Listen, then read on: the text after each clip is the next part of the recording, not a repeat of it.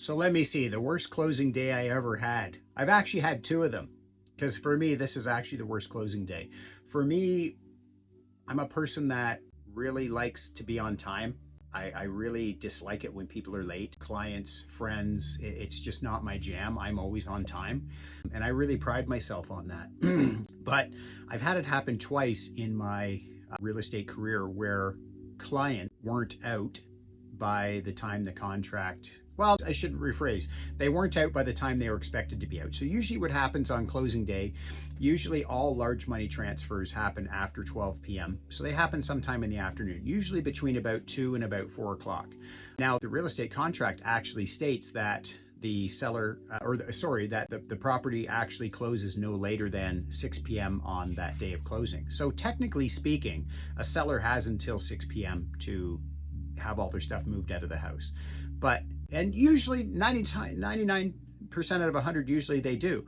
But there are those occasional people that wait to the last minute, last day, whether they're getting movers or friends, and 6 o'clock comes. And one time for me, it was a buyer I was working with, and one time it was a seller.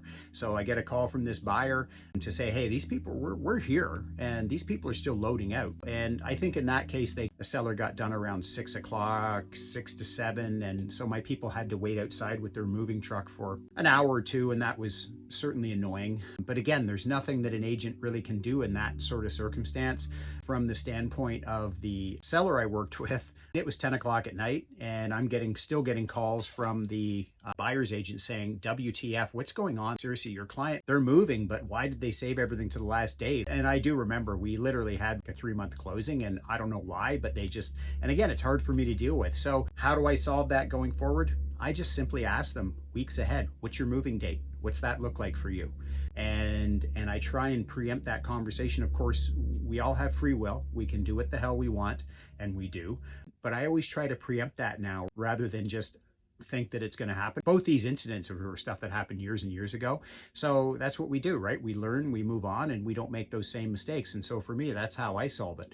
But I'm asking you here, put it in the comments below. Have you ever had a closing day nightmare?